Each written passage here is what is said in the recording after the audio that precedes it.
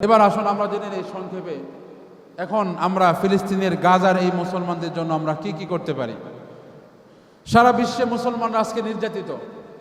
এই নির্যাতিত মুসলমানদের পক্ষে আমরা কি করতে পারি, এটা আমরা আল্লাহ নবীর হাদিস থেকে জানতে পারি। আবু দাউদের সহি হাদিসে বর্ণিত হয়েছে, হযরত সাওবান রাদিয়াল্লাহু তাআলা আনহু থেকে হাদিসটি বর্ণিত। আল্লাহ নবী ইরশাদ করেছেন, ইউশিকু আন তাদা আল উমামু ইউশিকু আন তাদা আল উমামু কামা তাদা আল আকালাতু আলা ইলা কসআতিহা। অচিরেই আল্লাহ নবী সাহাবীদেরকে একটা হাদিস শোনাইলেন। আল্লাহ নবী সাহাবীদেরকে বললেন, অচিরেই আমার উম্মতের উপর এমন একটা ভয়ঙ্কর যুগ তাদের উপর আসতেছে, যখন মুসলমানদেরকে মারার জন্য পৃথিবীর অন্য সকল ধর্মের মানুষ এমনভাবে একে অপরকে আহ্বান করতে থাকবে, যেমন মানুষ খাইবার বসলে তার বাড়িতে কোনো আত্মীয় আসলে, তার সামনে কেউ আসলে তাকে যেমন খাবারের দস্তরখানে মানুষকে ডাকে যে আসেন ভাই খাবার খান, মানুষকে খাবার খাওয়ার জন্য যেমন একজন আরেকজনকে আহ্বান করে, ঠিক তেমনিভাবে পৃথিবীর অন্য ধর্মের অবলম্বীর মানুষের যারা আছে মুসলমানদেরকে এভাবে কচুকাটা করার জন্য, মুসলমানদেরকে মারার জন্য তারা এইভাবে আহ্বান করতে থাকবে। তখন সাহাবায়ে কেরাম আরজ করলেন, ইয়া রাসূলুল্লাহ, ইয়া হাবিবাল্লাহ, তখন কি আমরা মুসলমানরা সংখ্যায় এতই কমে যাব যে আমাদেরকে মারার জন্য পৃথিবীর অন্য সমস্ত ধর্মের মানুষেরা এক হয়ে যাবে? আল্লাহ নবী বললেন, না, তখন তোমরা সংখ্যায় অনেক থাকবে, কিন্তু সংখ্যায় অনেক থাকলে কি হবে? সংখ্যায় অনেক থাকলে কি হবে? তোমরা হবে বন্যার পানিতে ভেসে যাওয়া আবর্জনার মতো। সংখ্যায় অনেক হবে ঠিক আছে, কিন্তু তোমাদের মধ্যে তখন ওয়াহান ঢুকিয়ে দেওয়া হবে। মুসলমানদের ভয় তখন কাফেরদের অন্তর থেকে বের করে দেওয়া হবে, এবং মুসলমানদের অন্তরের মধ্যে ওয়াহান ঢুকিয়ে দেওয়া হবে। কি ঢুকানো হবে? ওয়াহান ঢুকানো হবে। সাহাবায়ে কেরাম আরজ করলেন, ইয়া রাসূলুল্লাহ, এতক্ষণ তো বুঝলাম ওয়াহান ঢুকানো হবে, এই কথা তো বুঝে নাই, ওয়াহান আবার কি? তখন আল্লাহ নবী বললেন, ওয়াহান হলো দুইটা জিনিস। কয়টা জিনিস? এক নম্বর হুব্বুদ দুনিয়া ওয়া কারাহিয়াতুল মাউত। এক নম্বর হলো দুনিয়ার মহব্বত। মুসলমানরা বিজাতিদের কাছে মায়ের খাবে তখন যখন মুসলমানরা দুনিয়ার পেছনে ছোটা শুরু করবে। দুনিয়ার মহব্বত যখন তাদেরকে গ্রাস করে ফেলবে, দুনিয়ার সম্পদ, টাকা পয়সা, অর্থকড়ি, এগুলো যখন মুসলমানদের অন্তরে ঢুকে যাবে, তখন মুসলমানরা এরকম মায়ের খাবে। আর দুই নম্বর কারণ হলো ও কারাহিয়াতুল মাউত, মুসলমানরা মৃত্যুকে অপছন্দ করবে। তোমরা সাহাবায়ে কেরাম যেমন মৃত্যুকে পছন্দ করো, আল্লাহর রাস্তায় শহীদ হওয়াকে তোমরা নিজের সাআদাতমন, সৌভাগ্যশীল মনে করো, কিন্তু ওই যুগের মানুষেরা আল্লাহর রাস্তায় শহীদ হওয়া তো দূরের কথা, সাধারণভাবে তারা যে মৃত্যুবরণ করবে এটা তারা কখনো চাইবে না।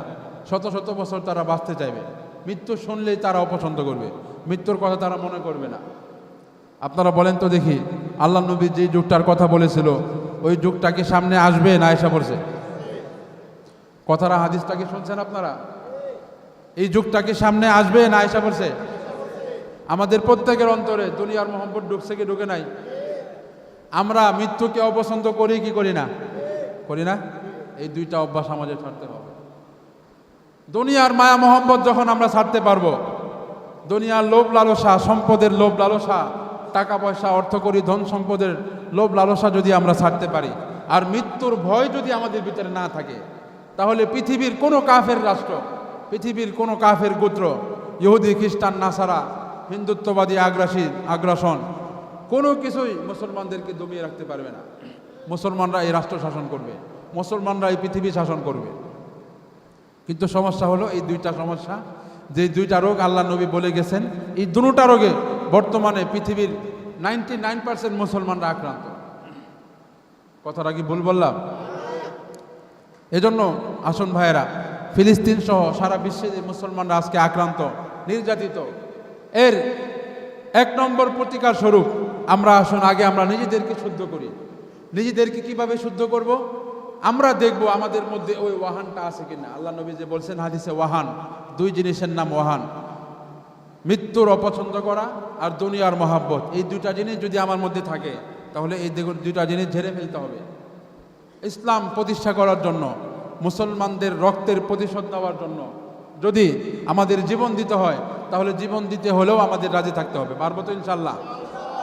আল্লাহ নবী হাদিস শরীফে ইরশাদ করেছেন, আল মুসলিমুনা কা জাসাদিন ওয়াহিদিন, পৃথিবীর সমস্ত মুসলমান একটা দেহের মতো।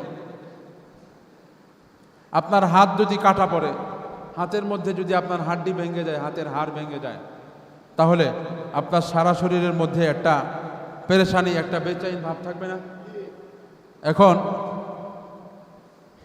আপনার হাতের হাড় ভেঙে গেল, কিন্তু আপনার পা সেটা বুঝতেছে না। আপনার ডান হাতের হাড় ভেঙে গেল, আপনার বাম হাত বুঝতেই পারতেছে না, টেরই পাইতেছে না।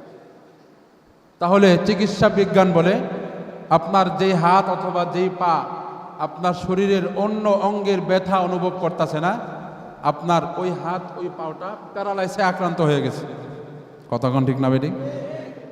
ঠিক তেমনিভাবে আজকে সারা বিশ্বের সমস্ত মুসলমান আল্লাহ নবীর হাদিসের ভাষ্য অনুযায়ী তারা একটা দেহের মতো। পৃথিবীর 200 কোটি মুসলমান তারা একটা দেহের মতো।